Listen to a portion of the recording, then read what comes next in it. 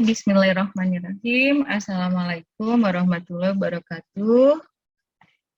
Teman-teman, kita akan lanjutkan mata kuliah saat ini adalah mata kuliah akuntansi keuangan lanjutan dengan tema penjualan cicilan. Ya, bicara mengenai penjualan cicilan, kalau kita perhatikan, penjualan cicilan ini dilakukan dengan perjanjian, di mana pembayarannya dilakukan secara bertahap, ya, dalam jangka waktu yang telah ditentukan. Nah, untuk meminimalisir risiko biasanya itu pada saat penagihan piutang, maka ada beberapa kriteria yang harus diperhatikan untuk terutama bagi penjual yang melaksanakan penjualan cicilan. Yang pertama adalah kita harus seleksi bagaimana calon pembelinya. Ini poin utama dan paling penting, jangan sampai pada saat misalnya kita menawarkan jualannya atau barang dagangannya, ternyata kita mendapatkan pembeli yang salah, ya. Dan yang berikutnya adalah kepastian perlindungan dari sisi hukum. Ini butuh secara tertulis agar pada saat misalnya penagihan oleh debt collector, pihak penjual ini tidak dirugikan, karena memang ada bukti tertulis bahwa si pembeli itu melakukan penjualan dengan cicilan dan bisa memberikan perlindungan ekonomi kepada penjualnya. Nah, berikutnya adalah terkait dengan kepastian perlindungan dari sisi hukumnya. Pertama ada beli sewa atau yang sering disebut dengan lease purchase, ya.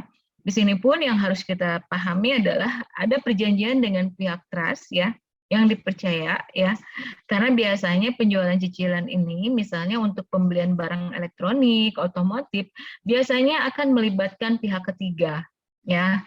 Misalnya di sini ada seorang X yang membeli misalnya otomotif, ya, dengan menggunakan penjualan cicilan, maka dealer ini akan kerjasama dengan pihak ketiga seperti lembaga keuangan atau multi finance, ya, yang akan mengcover bagaimana nanti tindak lanjut terhadap penjualan cicilan tersebut. Ataupun berikutnya adalah membuat perjanjian bersyarat yang disebut dengan conditional sales contract. Dan di sini biasanya akan disampaikan hak dan tanggung jawab atau kewajiban baik dari penjual dan pembelinya. Untuk memberikan perlindungan ekonomi kepada penjual, maka biasanya pihak dealer akan meminta untuk sejumlah uang terkait dengan uang muka relatif, ya. Biasanya kenapa dibilang relatif? Karena biasanya besarannya ini tergantung kebijakan dari si pihak penjual yang menentukan berapa DP yang harus dibayarkan. Biasanya itu antara misalnya 10-50% ya, biasanya untuk uang mukanya. Terus terkait dengan besarnya angsuran harus dapat menutupi penurunan nilai barangnya. Ini biasanya akan ditinjau kembali slip gaji atau slip pendapatan dari si pembeli yang melakukan pembelian secara cicilan. Untuk jangka waktu angsuran pun relatif pendek ya, karena apa? Di sini tuh jarang yang sifatnya lama ya. Biasanya penjualan cicilan ini tuh antara 5 tahun biasanya ya, paling lama. Penjualan angsuran ini dapat dilakukan terhadap pertama adalah barang aktiva tetap ya, dan juga barang dagangan yang akan dijual kembali. Jadi barang-barangnya biasanya seperti itu. Nah, masalah akuntansinya di penjualan cicilan ini ada beberapa kebijakan ya. Pertama adalah terkait dengan metode pengakuan ya. Di sini ada metode pengakuan laba kotor ya. Itu mekanismenya nanti akan dijelaskan. Ada bagaimana cara tukar tambah ya. Terus bagaimana di sini ada cara perhitungan bunga dan angsuran maupun jika terjadi kontrak itu batal. Untuk metode pengakuan laba kotor ya. Metode pengakuan laba kotor ini dilakukan pada saat terjadinya penjualan cicilan ataupun pengakuan laba kotor sejalan dengan realisasi pada saat penerimaan kas. Jadi bentuk pengakuannya bisa pada saat penjualannya ataupun di sini pada saat realisasi ketika kas itu diterima oleh si penjual. Ya, di sini ada beberapa ketentuan ya. Penjurnalan pada saat pengakuan laba kotor saat terjadinya penjualan cicilan. Yang pertama adalah ketika kondisinya yang barang dibeli itu adalah sifatnya aktiva tetap, ya. Karena dia aktiva tetap, maka di sini jurnalnya adalah piutang usaha angsuran itu di debit, kreditnya adalah harta tidak bergerak dan laba atas penjualan. Jika misalnya setelah dihitung, misalnya kita melihat ada laba atas penjualan tersebut. Sedangkan jika barangnya adalah barang dagangan, maka jurnalnya adalah piutang usaha angsuran pada penjualan angsuran. Ini debitnya dan penjualan angsuran adalah kreditnya. Dan untuk debit berikutnya adalah harga pokok penjualan pada persediaan barang dagangan. Pada akhir periode, maka ada pencatatan dari pihak si penjual. Pencatatannya adalah penjualan angsurannya itu berapa keseluruhannya. Dan harga pokok penjualannya pada laba kotor penjualannya. Ini semuanya dibuatkan jurnal di akhir periode. Nah, berikutnya ada beberapa perlakuan terhadap penerimaan piutang penjualan angsuran.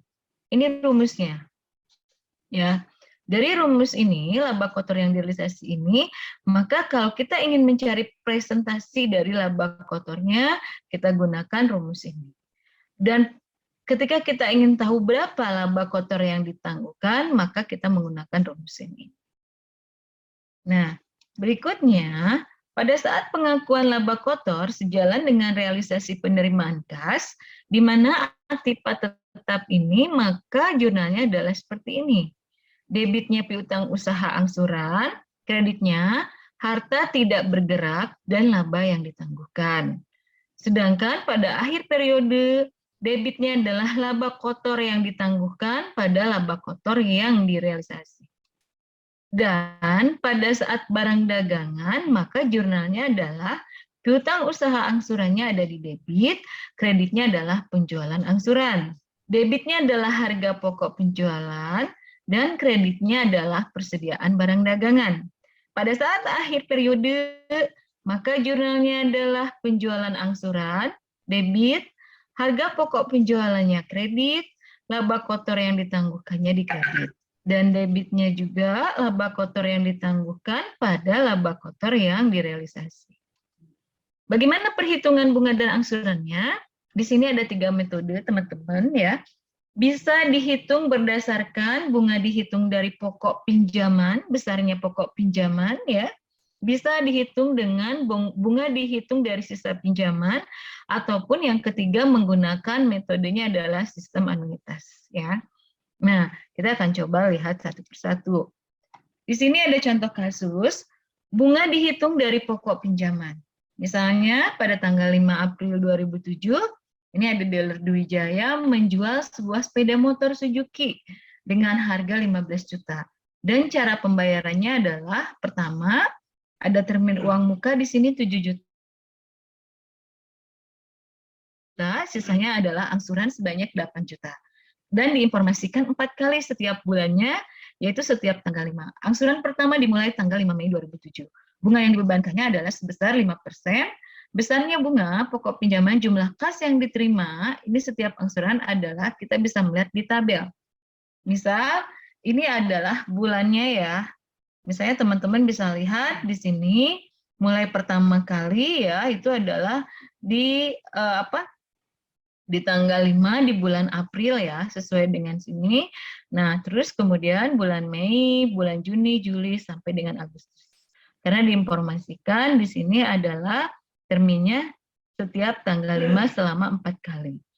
Dan angsuran pokoknya, karena di sini sudah ditentukan ya, besarannya adalah 2 juta, misalnya perhitungannya seperti ini, dan bunganya adalah 5% dikali 8 juta. Maka suku bunganya ini flat ya, kalau kita bilang setiap bulan adalah besarannya seperti ini. Dan ini adalah kas yang diterima atau dibayar, maka ini kita jumlahkan ya. Kita lihat di sini 1 ditambah 2. Kita lihat kolomnya ya. Misalnya kolom satunya ini adalah kolom 2-nya. Dan di sini adalah besaran sisa pinjaman ya. Jadi nanti kita akan lihat sisa pinjaman di awalnya berapa dan nanti terakhirnya Kita akan melihat besarnya berapa. Misal kalau 4 ini adalah dari awal ya, dikurangi yang tahun ke-1. Misalnya awalnya berapa? 8 juta. 8 juta dikurangi 2 juta, maka sisanya adalah 6 juta. Dan berikutnya. Ya, ini jurnal yang dibuat teman-teman ketika dilakukannya adalah setiap tanggal 5. Di sini ada beberapa jurnal yang dilakukan, misalnya pada saat penjurnalan yang dilakukan oleh si pembeli, ya. Karena misalnya asumsi teman-teman di sini persepsinya adalah sebagai penjual ya yang melakukan penjualan angsuran, ini adalah jurnal yang dilakukan oleh si pembeli, ya. Kalau ada nomor buktinya tinggal dilampirkan di sini. Ini ada tanggalnya, ini ada bulan dan tahun. Keterangannya ini nanti teman-teman bisa cek ya dari kasus yang ini ya setiap tanggalnya sehingga nanti masuk ke sini. Misalnya besarannya pertama ada jurnal pembelian pada utang pembelian angsuran karena tadi dibagi 2 termin ya teman-teman. Yang pertama adalah utangnya sebesar 8 juta karena ada uang muka sebesar 7 juta. Ini kode akunnya ya. Nah, di sini utang pembelian angsuran dan biaya bunga di debit ya. Ini besarannya setiap bulan dan ini kas yang harus dikeluarkan oleh si pembeli. Begitu selanjutnya sampai dengan nanti di bulan Agustus karena di sini diasumsikan bahwa cicilannya adalah 4 bulan dan ini adalah pertama pada saat pembelian barang tersebut. Bagaimana jurnalnya di penjual? Di penjual pun sama. Di sini ada bulan, tahunnya, tanggalnya, ada buktinya, ada deskripsinya ya teman-teman. Di sini ada kas, piutang penjualan angsuran pada penjualan angsuran. Kenapa penjualan angsuran? Karena di sini adalah posisinya si penjual. Si penjual itu menjual barang ya. Nah, di mana di sini ada debitnya 7 juta, kas yang diterima, dan uang mukanya ini masuk kategori sisa lebihnya itu dianggap sebagai piutang penjualan angsuran. Maka penjualan angsurannya besarannya adalah 15 juta. Setiap bulannya di sini berarti ada penerimaan kas di debit 2.400.000, kreditnya adalah piutang penjualan angsuran dan pendapatan bunga semuanya dilakukan di sebelah kredit. Ya. Nah, ini bunga dihitung dari sisa pinjaman. Kalau kita perhatikan dari tanggal 5 April ya, tadi kita melihat sebuah sepeda motor ya yang dijual dengan harga 15 juta ya. Kalau kita lihat uang mukanya sebesar 7 juta, sisanya 8 juta, diangsur sebanyak 4 kali, ini masih sama kasusnya. Tapi di sini besarnya bunga, pokok pinjaman jumlah kas yang diterima kita akan melihat. Bunganya dihitung dari sisa pinjaman. Bukan bunga yang sifatnya seperti tadi ya, pokok jadi flat ya. Nah, ini sama kalau untuk tanggalnya, angsuran ininya sama, untuk pokok pinjamannya yang berbeda adalah di bunga. Ada presentasi 5% dikali yang awalnya, misalnya tadi berapa. Maka dihasilkan bunganya adalah besarannya seperti ini, diterima dibayar ya, ini kas yang diterima dibayarnya sama, ini juga, ini penjumlahan ya, dari yang ini tambah yang ini, simpan di sini dan berikutnya sama. Dan di sini sisa pinjaman juga sama, ini 8 juta dikurangi 2 juta, 6 juta dan berikutnya masih sama. Nah, untuk jurnal yang dibuat penjual hampir sama ya dengan yang sebelumnya ketika bunga itu dilihat dari pokok pinjaman, hanya nominalnya di pendapatan bunganya saja yang berbeda. Misalnya di bulan Mei pendapatan bunganya adalah sebesar 400.000 di kredit, ini 300 dan makin ke sini makin kecil ya karena besar pokok pinjamannya pun semakin sedikit. Sedangkan yang ini tadi di sisi penjual, sekarang di sisi pembeli pun sama ya. Yang membedakan adalah biaya bunganya di sebelah debit dengan jumlahnya ini tergantung dari presentasi bunga yang ada di tabel tadi. Semakin ke bawah nilainya semakin kecil. Berikutnya adalah sistem yang ketiga dari metode pengakuan laba kotor tadi menggunakan sistem anuitas. Nah, di sini besarnya bunga dihitung menggunakan rumus anuitas ya. Jadi teman-teman bisa cek cara rumus anuitas banyak ya di berbagai media, silahkan nanti untuk mengecek rumusnya. Di sini jumlah angsuran tetap tapi jumlah bunganya semakin lama semakin menurun, sedangkan angsuran pokoknya semakin meningkat. Nah, Ini tadi masih sama contohnya, tapi di sini ada perbedaan ya. Bunganya ini kita hitung berdasarkan rumus di anuitasnya. Makin lama di sini jumlahnya pun berbeda ya. Tidak, maksudnya itu tidak flat ya di sini. Nah, ini pun ini misalnya kas yang diterimanya ini nilainya jadi segini, jumlah yang diterimanya, total bunganya jadi segini, angsuran pokoknya dan sisa pinjamannya jadi seperti ini. Jadi segini ya. Jadi nanti terakhir itu di 119.350. Nah, ini jurnal yang dibuat penjual ya, sama. Yang membedakan itu hanya di pendapatan bunganya, makin lama makin kecil ya. Begitu juga di pembeli, di biaya bunganya makin lama makin kecil ya. Nah, bagaimana kalau terjadi? Tadi di pertama sudah disampaikan, kalau penjualan cicilan ini tuh ternyata ada yang sifatnya tukar tambah. Misal si pembeli punya motor bekas ya, yang kemudian dijual ya, dan nanti menambah berapa dari sisa motor bekas tersebut kalau dijual. Asumsinya kalau misalnya seperti itu, maka penjualan di mana pembelinya menyerahkan barangnya sebagai uang muka ya, down payment, nanti kekurangannya dibayar secara angsuran.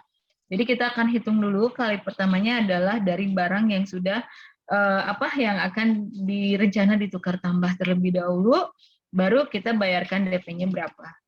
Nah, ini asumsinya, contohnya adalah kasusnya pada awal tahun 2007 toko elektronik Metrika ini menjual mesin. Ya, mesin cuci ini adalah elektronik secara angsuran sebesar 7,5 juta.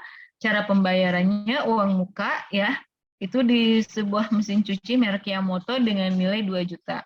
Sisanya angsurannya adalah 10 kali, 550.000 ini mesin cuci yang diterima ya. Karena butuh perbaikan sebesar 500.000, setelah diperbaiki maka diperkirakan dapat dijual dengan harga 2.400.000.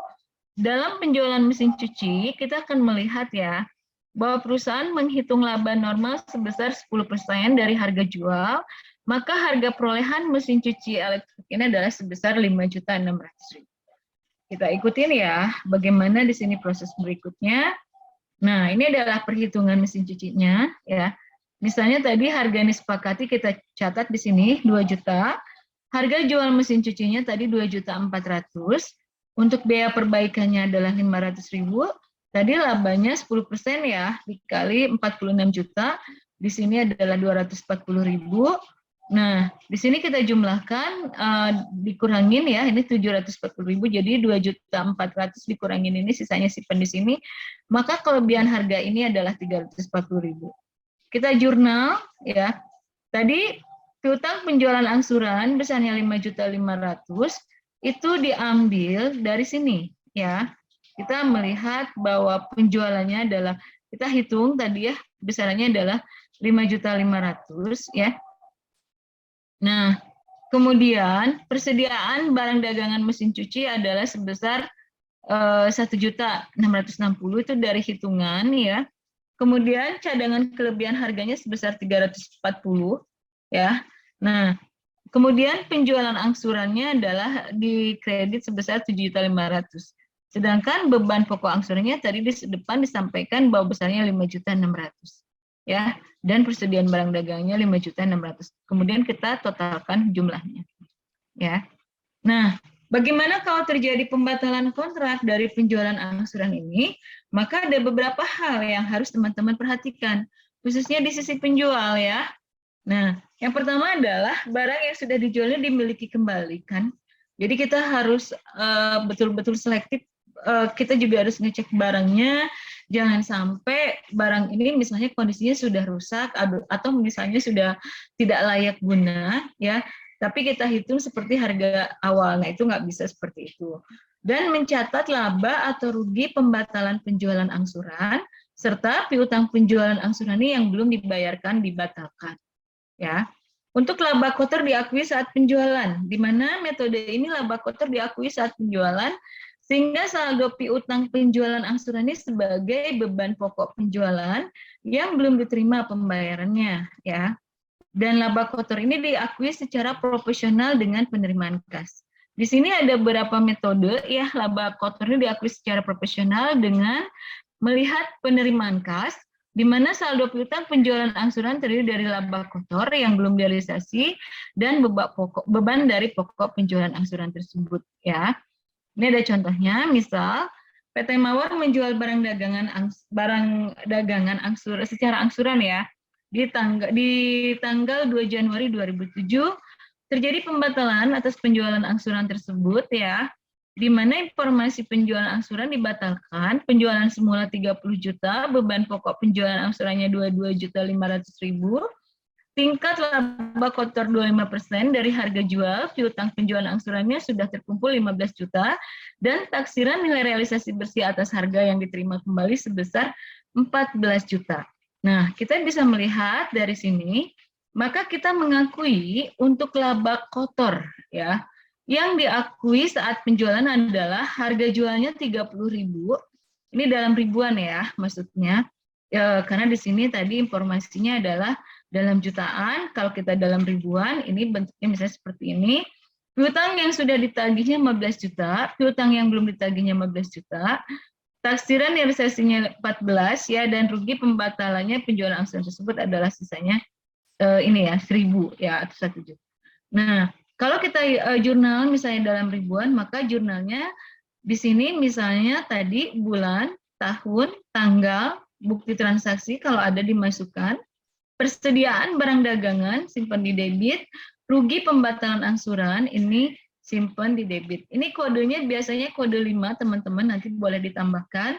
Terserah mau di 5 berapa, kalau misalnya 5 yang paling bawah ya biasanya. Nah itu nanti kalau misalnya ada beban yang lain-lain, silahkan nanti. Jadi intinya di sini kalau kerugian itu kita masuk sebagai beban kode akunnya adalah 5. Ya, nanti silahkan mau 5 berapa. Nah, piutang penjualan angsuran ini di sebelah kredit ya, misalnya nilainya di sini 15.000 dalam ribuan ya. Nah, ini laba kotor yang diakui secara profesional. Kalau diakui secara profesional, misalnya perhitungannya seperti ini, ada harga jualnya, kita tulis dulu, piutang yang sudah ditagihnya berapa, dan piutang yang belum tagihnya kita kurangin. Misalnya ini besarnya adalah 15.000. Laba kotor belum direalisasi sebesar 25% dikali 15 juta, maka nilainya adalah ini. Beban pokok penjualan yang belum dibayarnya besarnya ini. Taksiran nilai realisasi bersihnya 14.000 ya. Laba pembatalan penjualan angsurannya sebesar 2.750. Ini juga dalam ribuan ya. Dan di sini untuk jurnalnya sama. Ini bulan, tahun, tanggal, ada buktinya.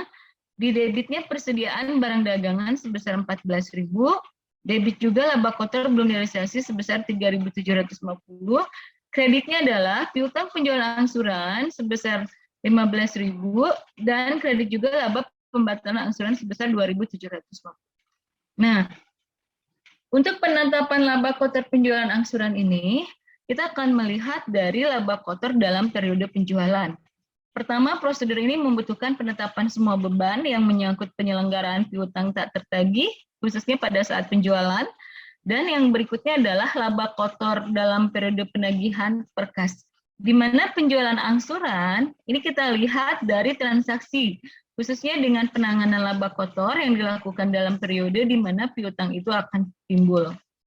Untuk prosedur penetapan laba kotor dalam periode penagihan kas, ya, ini ada beberapa metode. Pertama, penagihan dipandang sebagai perolehan kembali harga pokok. Penagihannya dipandang sebagai realisasi laba. Penagihan dipandang sebagai perolehan kembali harga pokok dan realisasi dari labanya. Ya. Nah, untuk laporan keuangan, pertama kita akan lihat bagaimana laporan keuangan dengan konsep tadi penjualan cicilan, khususnya posisi keuangan, laporan perubahan ekuitas, dan laporan laba rugi. Ya. Untuk laporan posisi keuangan yang harus kita perhatikan adalah piutang penjualan angsuran. Ini ada akun ya, akun yang dilakukan di tema terkait dengan penjualan angsuran adalah adanya akun piutang penjualan angsuran. Akun ini disajikan dalam neraca atau laporan posisi keuangan sebagai elemen aktiva lancar setelah piutang usaha. Jadi kedudukan akun piutang penjualan angsuran ini setelah piutang usaha tempatnya. Dan laba kotor yang belum direalisasi. akun yang laba kotor yang belum direalisasi ini perlakuannya sama dengan pendapatan yang ditangguhkan. Jadi akun laba kotor yang belum direalisasi sama dengan akun pendapatan yang ditangguhkan. Cara menyajikannya ya, yaitu disajikan di kelompok aktiva sebagai pengurangan piutang penjualan angsuran. Ya, ini mengurangi akun piutang penjualan angsuran dan disajikan di kelompok pasifa sebagai pendapatan yang ditangguhkan. Nah, ini contoh kasus misalnya di Dealer Dwijaya. Di sini ada laporan posisi keuangan, posisi aset, dan posisi pasifanya, ya, utang dan ekuitasnya. Nah, ini ada transaksinya, misalnya pembelian barang dagangan secara kredit besarnya 50 juta, penjualan barang dagangan tunainya 13 juta, kreditnya 15 juta, angsurannya 22 juta. 22 juta ya.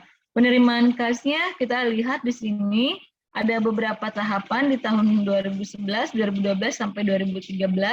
Pembagian dividennya sebesar 1 juta, penyusutan aktiva tetapnya 250.000, pengeluaran kas untuk biaya bunga sebesar 1 juta, dan pengeluaran kas untuk membayar pajak penghasilan ini besarannya adalah 150.000.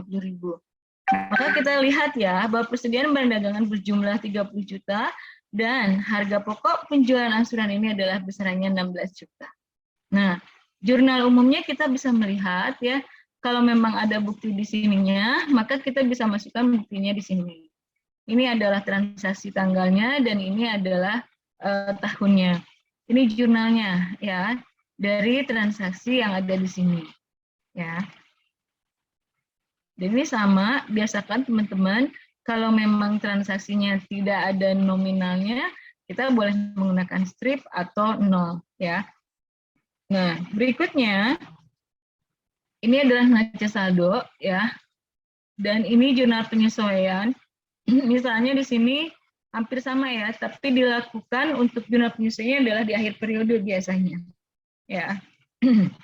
Ini laporan laba rugi dari transaksi Dealer Wijaya tadi. Kalau kita buat seperti ini, teman-teman bisa perhatikan di sini penjualannya 28 juta, harga pokok penjualannya 21 juta, dan laba kotornya adalah 7 juta ya. Ini pembayaran realisasi per tahunnya. 500.000, 1.050.000, 3.600.000. Ini kita jumlahkan besarannya seperti ini, dan nanti nilai ini dikurangi dengan nilai ini, maka laba kotornya besarannya segini. Biaya komersialnya ini dikurangin ya, maka laba bersih untuk operasional itu 1,6 juta. Biaya bunganya dikurangin biaya bunga berarti laba bersihnya 600.000, dan pajak penghasilannya misalnya 15% ya, maka kita hitung nanti laba bersihnya tinggal berapa ya. Jadi sisanya di sini tinggal 300 misalnya. Laporan perubahan laba ditahannya ya, ini kita ambil dari laporan tadi ya. Ada pemasukan sebesar 300 ya, ditambahkan nilai ini sama nilai ini, jadi totalnya besarnya segini, dikurangi dengan dividen, maka laba ditahannya besarnya segini. Nah, berikutnya terkait dengan laporan posisi keuangan ya atau neraca. Nah, saat ini kita sebutnya laporan posisi keuangan ya teman-teman. Ini tipe ya, belum saya edit, nanti silahkan teman-teman perbaiki ya. Nah, ini nilai asetnya, dan ini adalah nilai dari pasifa keseluruhan dari Dealer Dwijaya ya. Dan ini jurnal penutupnya ya, semoga bisa terlihat ya, lumayan kecil ya. Ini akun-akun yang digunakan pada saat jurnal penutup ya, dan dilakukan pada akhir periode ya. Oke, ice breaking-nya teman-teman, setelah menyimak tadi tahapan demi tahapan bagaimana penjualan angsuran. Saya minta di sini teman-teman untuk mereview kembali ya. Sebutkan masing-masing 3 akun di kolom komentar ya. Dan tidak boleh sama akunnya untuk setiap orang, di mana dari pembahasan terkait dengan tema penjualan cicilan. Ya. Jadi kalau ada yang sama, saya anggap nilai teman-teman gugur ya. Jadi tolong perhatikan step by step dari akun di sana, yang tidak sama Anda ketikkan di kolom komentar di bawah ini.